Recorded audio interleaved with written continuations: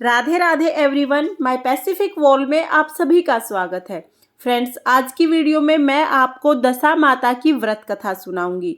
दशा माता का व्रत चैत्र मास के कृष्ण पक्ष में आने वाली 10वीं तिथि को किया जाता है। दशा माता व्रत की पूजा पीपल के पास बैठकर की जाती है।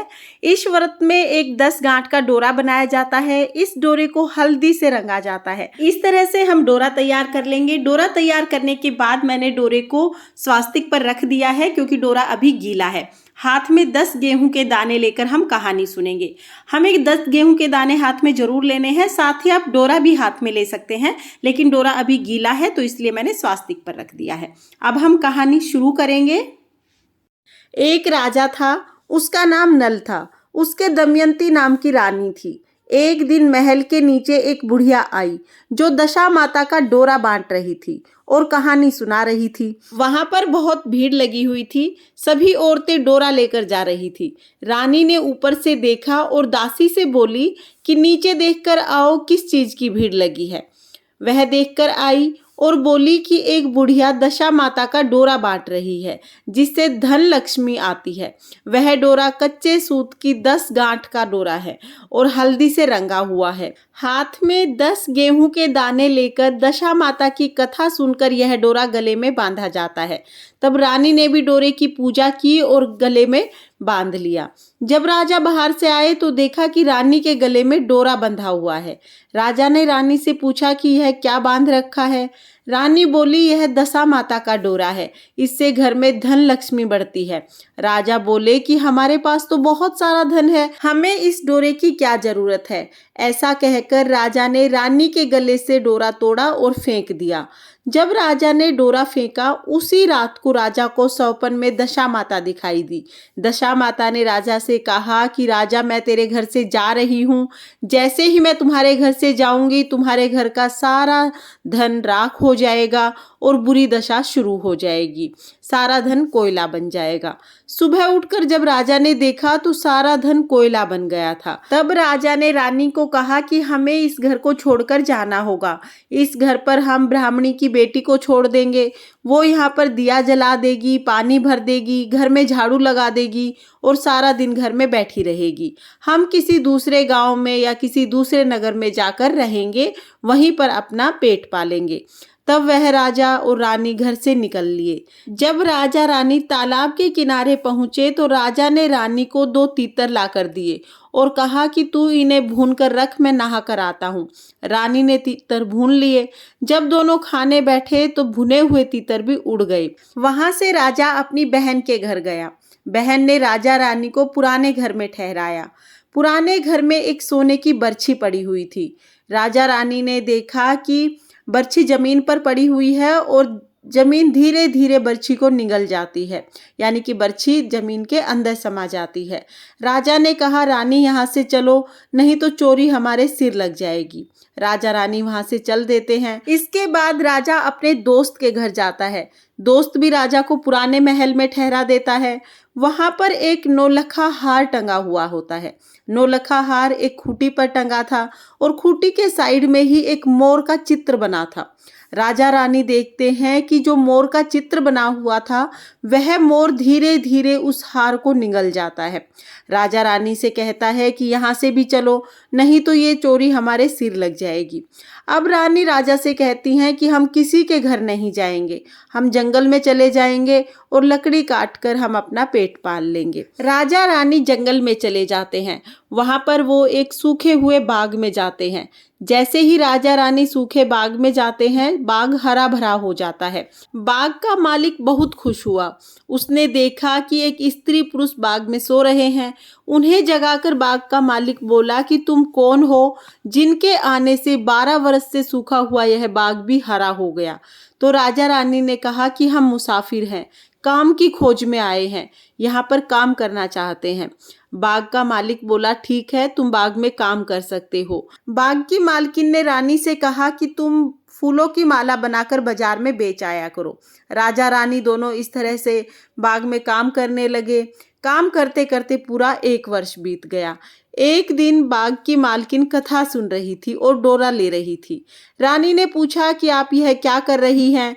तब बाग की मालकिन ने कहा कि मैं दशा माता का डोरा ले रही हूँ और दशा माता के व्रत की कथा सुन रही हूँ। बाग की मालकिन के साथ साथ रानी ने भी दशा माता की कथा सुनी और दशा माता का डोरा लिया, डोरा गले में बांध लिया। राजा ने अपनी पत्नी से पूछा कि यह गले में क्या बांध रखा है, तो रानी ने कहा कि यह वही डोरा है जो आपने तोड़कर फेंक दिया था, इसी कारण से हमारी बुरी दशा शुरू हुई है। दशा माता हमसे नाराज हो गई और हमारे बुरे दिन शुरू हो गए। तब रानी ने कहा कि यदि दशा माता सच्ची हैं तो हमारे पहले वाले दिन लौट आएंगे। उसी रात राजा को सौपन में 2 स्त्रियां दिखाई दी। एक स्त्री ने कहा कि मैं तुम्हारे घर आ रही हूँ, दूसरी स्त्री ने कहा कि मैं तुम्हारे घर से जा रही हूँ। राजा ने दोनों के नाम पूछे तो आने वाली ने अपना नाम लक्ष्मी बताया और जाने वाली ने अपना नाम दरिद्रता बताया। सुबह उठकर राजा ने रानी से कहा कि हमारे बुरे दिन समाप्त हो गए हैं, अब हमें अपने घर चलना चाहिए। राजा रानी दोनों ने बाग के मालिक को बताया कि हम अपने घर जाना चाहते हैं। बाग के मालिक ने बहुत सारा धन दौलत देकर दोनों को विदा किया। वहां से राजा अपने दोस्त के घर पहुंचा। दोस्त ने राजा को नए महल में ठहराया, लेकिन राजा ने कहा कि नहीं, हमें उसी पुराने महल में ठहराओ जहां पहले ठहराया था। जब राजा रानी उस पुराने महल में गए तो वहां जाकर देखा कि जो हार मोर ने निगल लिया था वह हार खूंटी पर टंगा हुआ है। तो राजा ने कहा कि रानी, यह कलंक उतर गया है, मोर ने हार वापस उगल दिया है। उसके बाद राजा अपनी बहन के घर गया। बहन के घर गया तो बहन ने राजा और रानी को नए महल में ठहराया, लेकिन तब राजा ने कहा कि नहीं बहन, हमें उसी घर में ठहराओ जहां पहले ठहराया था। जब राजा रानी पुराने घर में गए तो देखा कि जो बरछी धरती ने निगल ली थी वह धीरे धीरे धरती के ऊपर आ रही है। जैसे ही बरछी धरती के ऊपर दिखाई दी, राजा ने कहा कि देखो रानी, हमारे अच्छे दिन आ गए हैं, यह पाप भी हमारे सिर से उतर गया है। वहां से चलते चलते राजा रानी सरोवर के पास पहुंचे। जब सरोवर के पास पहुंचे तो देखा कि 2 तीतर पड़े हुए हैं। वो समझ गए कि ये वही तीतर हैं जो उड़ गए थे।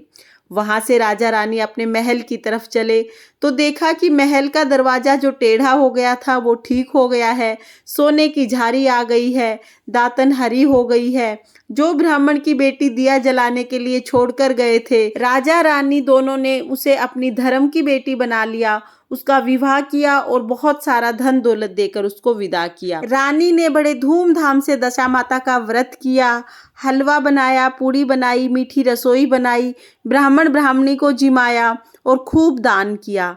हे दशा माता, जैसे राजा रानी के साथ पहले की वैसे किसी के साथ मत करना और जैसी बाद में की वैसी सबके साथ करना।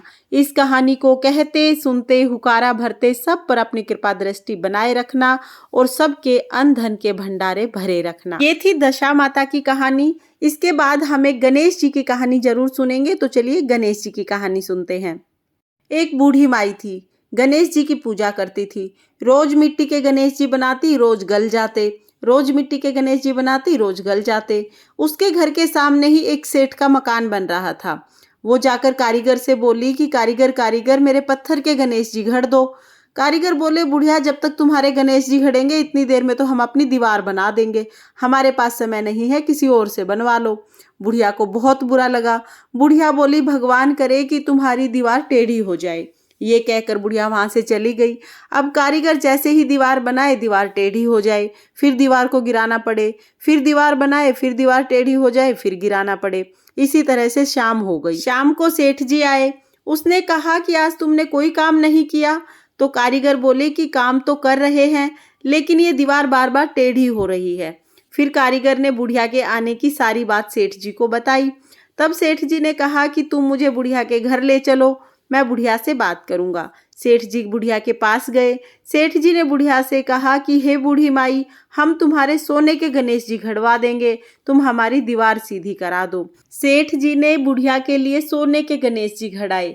गणेश जी की कृपा से सेठ जी की दीवार सीधी हो गई। हे गणेश जी महाराज, जिस तरह आपने सेठ जी की दीवार सीधी की वैसे ही सबके सब कार्य सीधे करना और जैसे आपने बुढ़िया पर कृपा दृष्टि बनाई वैसे सभी पर अपनी कृपा दृष्टि बनाए रखना। अब हमारी दशा माता की व्रत कथा पूर्ण होती है। व्रत कथा सुनने के बाद जो हमने हाथ में गेहूं के दाने लिए हैं, ये हम यहीं पर जहाँ पर हमारा डोरा रखा है यहाँ पर समर्पित करेंगे और उसके बाद हम लोग पीपल की 10 परिक्रमा करेंगे। तो देखिए, कच्चे सूत को लपेटते हुए हमें इस तरह से पीपल की परिक्रमा करनी होती है। दशा माता के व्रत में पीपल की 10 परिक्रमा करने का विशेष महत्व होता है। परिक्रमा करने के बाद जो हमने डोरा बनाया है वो गले में पहन ले, और जो पिछले साल का डोरा है उसको पीपल पर या तो आप बांध दें या तो पीपल के पेड़ के नीचे थोड़ी सी मिट्टी हटाकर आप उसको दबा सकते हैं। दशा माता व्रत की विधि का वीडियो चैनल पर आ चुका है, जिसमें मैंने संपूर्ण विधि बताई है। आप उस वीडियो को भी एक बार जरूर देखें। और अगर आपको दशा माता के व्रत की कथा पसंद आई हो तो वीडियो को लाइक करें और चैनल को सब्सक्राइब करें। साथ ही अपने फैमिली फ्रेंड्स के साथ शेयर जरूर करें, हो सकता है कि ये उनके लिए यूजफुल हो। देखने के लिए बहुत बहुत धन्यवाद। दशा माता की जय हो। राधे राधे।